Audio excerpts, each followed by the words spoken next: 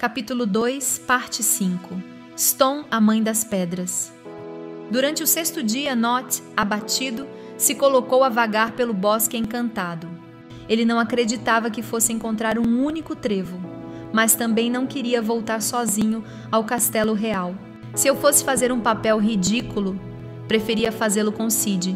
Além disso, custava-lhe tanto reconhecer seus erros e fracassos que resolveu responsabilizar os outros. Sou vítima de um erro ou de um engano de Merlin, disse a si mesmo. O 6º dia foi o mais cansativo de todos que Nott passou no bosque. Embora tenha caçado muitos animais raros e descobertas plantas exóticas, não aconteceu nada de especialmente relevante. O pior era uma sensação que o deprimia muitíssimo. Estava composto de que não teria sorte na vida. Do contrário, já teria encontrado o trevo mágico. A não ser, claro, que Merlin o tenha enganado. Mas se Merlin o enganou, por que não voltou para o castelo? Porque, no fundo, continuava esperando. Esperar dar razão a Merlin e continuar confiando na sorte. Por outro lado, quanto mais esperava, mais tinha certeza de que a sorte não chegaria. O que ele estaria fazendo de errado? Por que era tão decadente? O prazo ainda não se esgotou. Eu mereço a sorte. Sou especial. Mas depois de todos esses dias aqui, nada me diz que encontrarei o trevo. Ele dizia a si mesmo. Assim transcorreu o dia do Cavaleiro do Corcel Negro e da Capa Negra. Como não havia mais nada a fazer, ele decidiu procurar Stone, a mãe das pedras. Queria confirmar com alguém mais o que já sabia, que no Bosque Encantado não nasceria nenhum trevo mágico, que ele não era uma pessoa de sorte. Não é de se estranhar que Nott agisse assim, pois este é um traço curioso de quem pensa não ter sorte. Procurar outras pessoas que confirmem sua forma de ver a vida. Ninguém gosta de ser vítima, mas se colocar na posição de vítima, aparentemente, e só aparentemente, nos exime de toda a responsabilidade por nosso infortúnio. Stone estava no cume do penhasco dos penhascos, uma montanha inóspita, toda feita de pedras. A escalada foi penosa. De lá, via-se quase todo o Bosque Encantado. Nott pensou que gostaria de encontrar Sid, para lhe perguntar se também queria voltar logo ao Castelo Real. Ao chegar ao cume, o cavaleiro encontrou Stone, a mãe das pedras, falando com outras pedras. Stone se dirigiu a ele. Olhem só, um dos cavaleiros que andam procurando trevos. Há 4 dias não se fala de outra coisa no bosque. Encontrou o trevo mágico? Perguntou ela, dando uma risadinha alegre. Você sabe que não, respondeu Nott, visivelmente aborrecido. Diga-me, Stone, é verdade que não há nem haverá um trevo mágico de 4 folhas neste bosque? Ou será que há algum lugar por aqui, entre estes penhascos? Não é possível, não é mesmo? A mãe das pedras se esbaldava de tanto rir. Mas claro que não. Como você quer que cresçam trevos entre as pedras? Dá para ver que você está começando a ficar transtornado depois de tantos dias vagando pelo bosque encantado. Você devia ter cuidado. Se passar muito tempo por aqui, vai acabar ficando louco, como quase todos os humanos que andaram por este lugar sem um objetivo claro. Não, aqui não há trevos. Os trevos mágicos de 4 folhas não podem nascer onde existem pedras. Nott desceu devagar o penhasco dos penhascos, ouvindo durante todo o percurso as gargalhadas de Stone. Já não havia mais nada que pudesse fazer. Seu temor finalmente tinha se confirmado. Não terei boa sorte, pensou. Logo lembrou-se de Sid e se alegrou com amargura ao pensar. Aquele outro louco tampouco encontrará o trevo mágico por mais que ande pelo bosque. Imaginar o fracasso de Sid o tranquilizava, o consolava e até o deixava contente. Se não há um trevo mágico para mim, também não haverá para ele, disse em voz alta, com raiva e convencido de suas palavras. Em seguida, montou em seu cavalo e partiu em busca de um lugar para dormir. Ao se levantar de manhã, Sid percebeu que o trabalho da noite anterior surtira resultados. Viu um lindo espetáculo, a névoa se dissipando e dando lugar a raios de sol dourados que iluminavam a terra que ele havia colocado ali no primeiro dia. Assim, pôde comprovar, para sua grande satisfação, que o sol e a sombra penetravam por igual em cada um dos palmos da terra nova. Sentia-se verdadeiramente orgulhoso e feliz. Tinha renovado a terra, podado as árvores para que o sol pudesse chegar até ela e também umedecido o solo.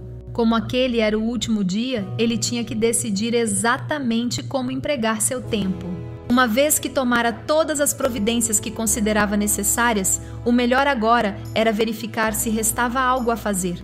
Como ele dizia, o copo estava meio cheio.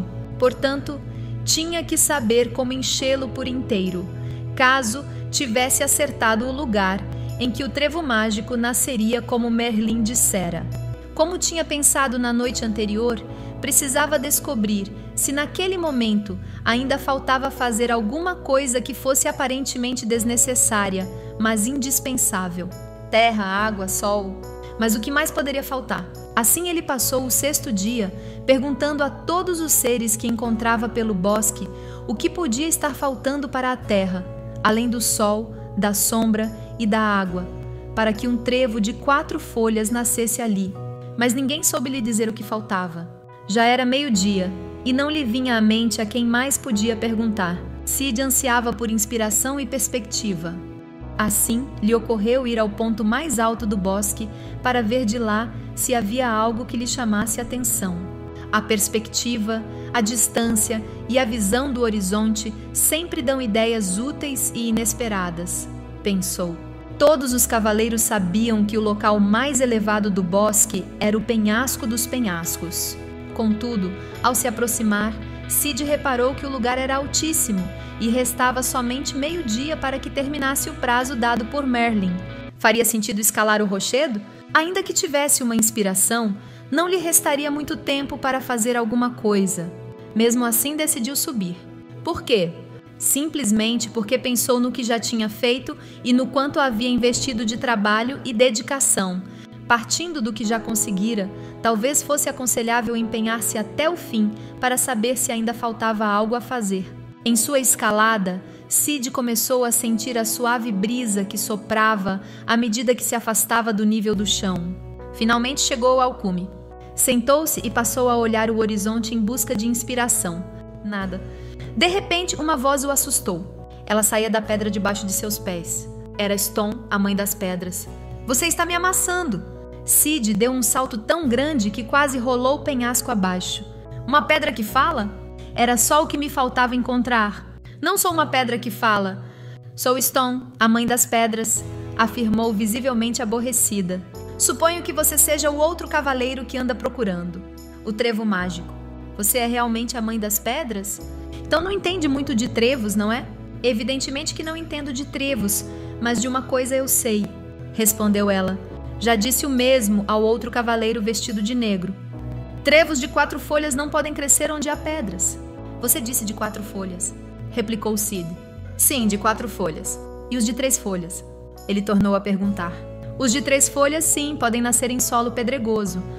Mas os de 4 folhas crescem com menos força e, por isso, precisam de um solo totalmente livre de pedras que impeçam seu crescimento."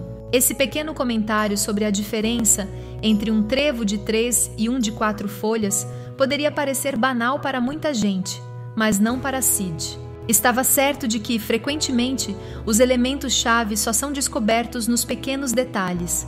No óbvio e no conhecido, dificilmente se encontra a resposta para o que é aparentemente desnecessário, mas imprescindível. "Claro, como não percebi isso antes? Muito obrigado. Agora preciso ir embora, pois tenho pouco tempo." Cid desceu apressadamente o penhasco dos penhascos. Precisava correr a toda velocidade, pois ele não havia tirado as pedras de seu pedaço de terra. Ao chegar, ainda restavam 2 horas de sol. Ele removeu todas as pedras, uma a uma. De fato, o local estava cheio delas. Se por acaso aquele fosse o lugar certo para que o trevo mágico brotasse, isso seria impossível por causa das pedras.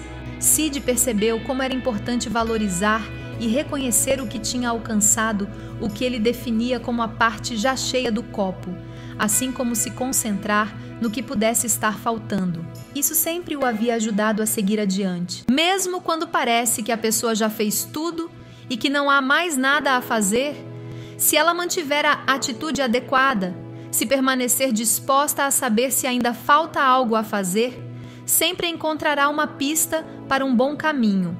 De fato, foi isso que aconteceu.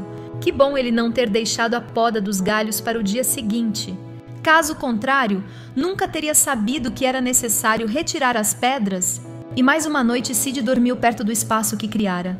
E uma vez mais imaginou o belo trevo mágico em todo o seu esplendor, no centro da terra que ele havia preparado, iluminado, regado e livrado das pedras. Antes de adormecer, imaginou estar segurando o trevo nas mãos. Sentiu sua suave textura ao encostá-lo na pele, sua intensa cor verde, suas belas folhas desdobradas. Ele chegou até mesmo a sentir o agradável cheiro de clorofila que o trevo mágico exalava. Era tudo tão real que pela primeira vez ele teve certeza de que o trevo nasceria ali. Era capaz de imaginá-lo e podia senti-lo com riqueza de detalhes. Isso lhe fez muito bem e assim foi tomado por um profundo sentimento de serena alegria e paz interior.